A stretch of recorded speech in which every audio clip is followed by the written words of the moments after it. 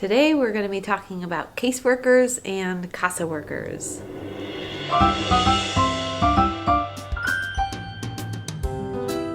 This is the first time we're shooting in daylight, so I'm so excited because we can actually walk around the house without waking up the kids, because we usually shoot at night.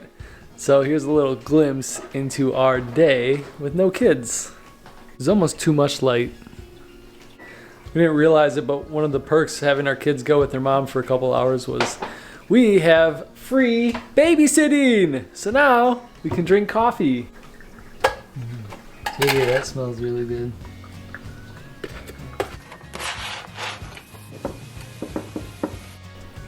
I feel like I'm at a 5-star hotel with this breakfast. It looks pretty amazing. What's in the breakfast? Sweet potatoes, tomatoes, fennel,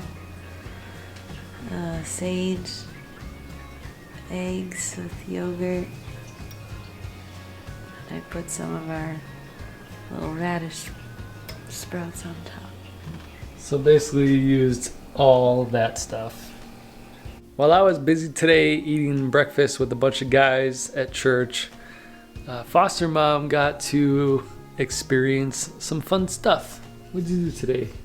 I took our oldest kid to our first basketball game. How was that experience? It was fun. Who'd you get to go with?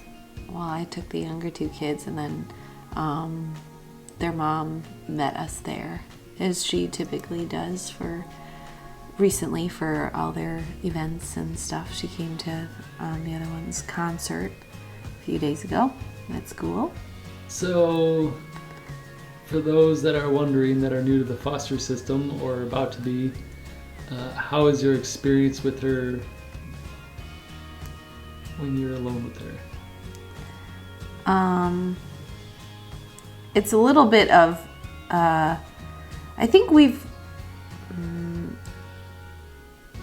have to try to figure out who's the parent in the situation, because the kids are used to being parented by me, but she's the mom, so it is a little bit of kind of co-parenting when we're together, trying to establish boundaries, which is a little, we haven't had any issues. I think sometimes it's a little uncomfortable, awkward, like, do I step in, do I hold back and try to let her parent when we're all together?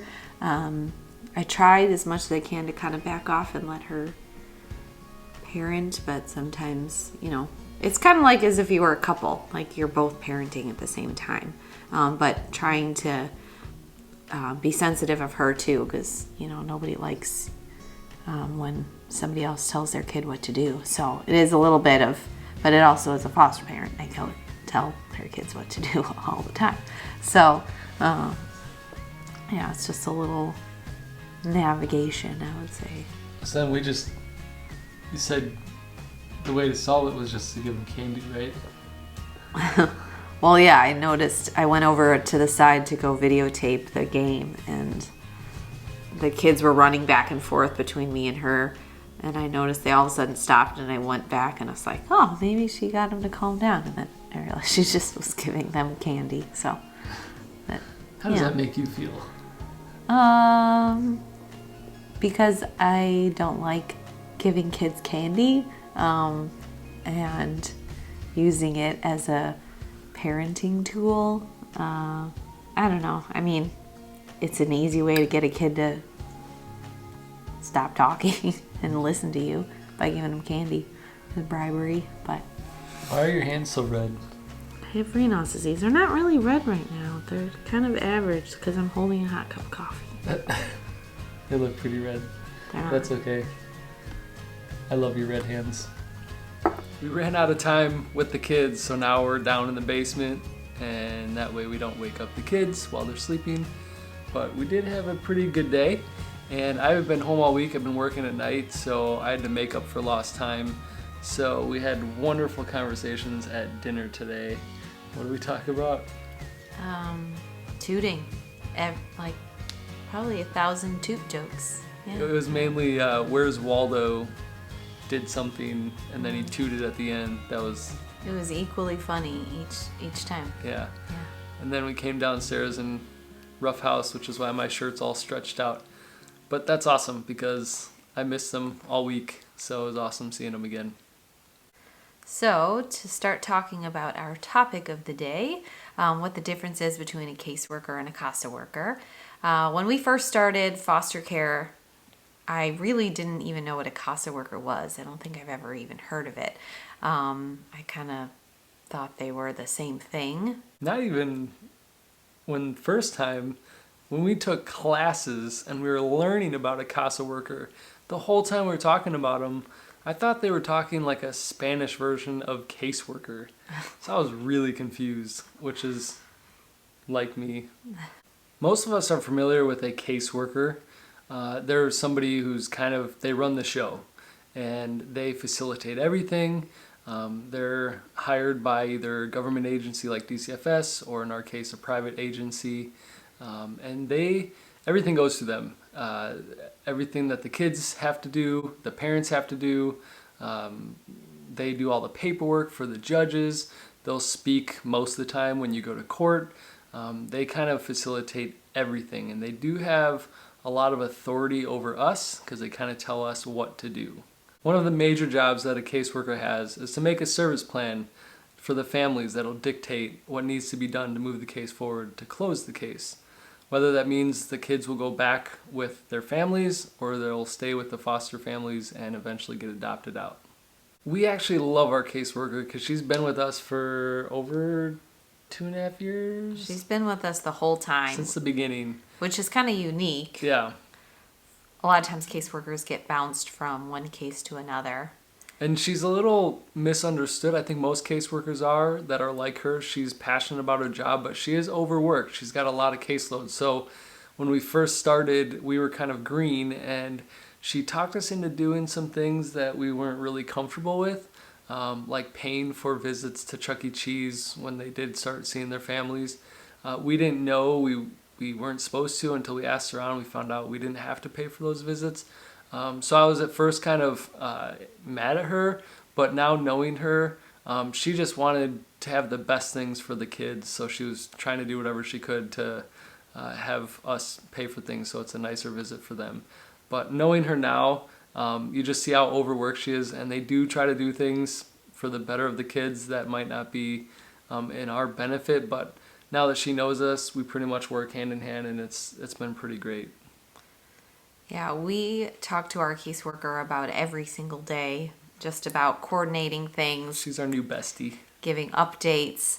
And she has 20 to 25 other cases that she's working on. Not 20 to 25 other kids, but 20 to 25 other cases. And some she has to drive like hours away just because of the situation. She drove our kids to visit their parents when they were living 4 hours away. She would make those trips with the kids. That's crazy.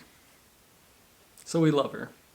A CASA worker stands for Court Appointed Special Advocate. It's somebody that's appointed by the court, and they volunteer to take an interest in a case of children.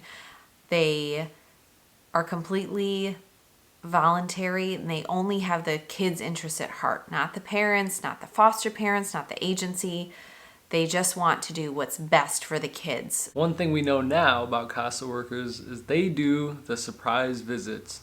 And normally, now that our CASA worker has our number, she'll text us and tell us when she's coming over.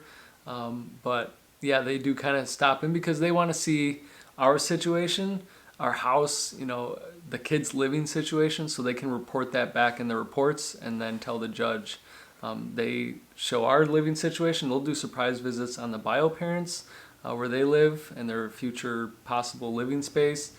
They kind of go back wherever they want to, and they do whatever they want. In our personal case, just like our caseworker, we love our CASA worker.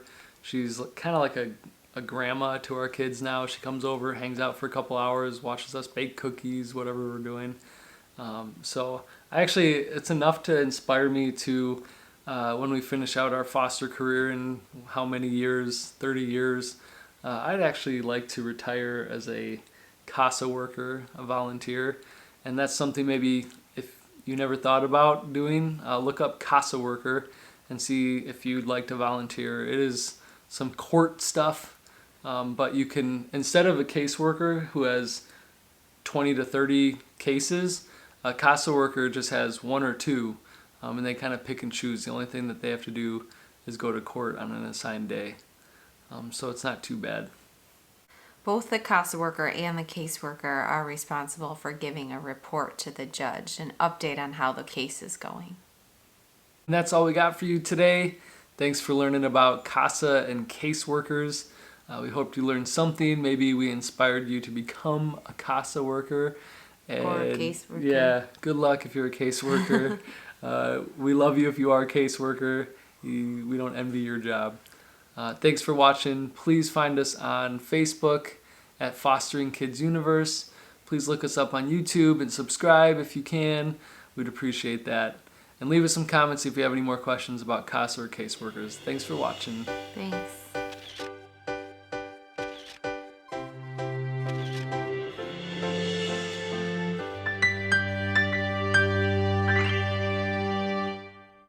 Milk comes from Cow. cows. How do you get the milk out of the cows? You cut them.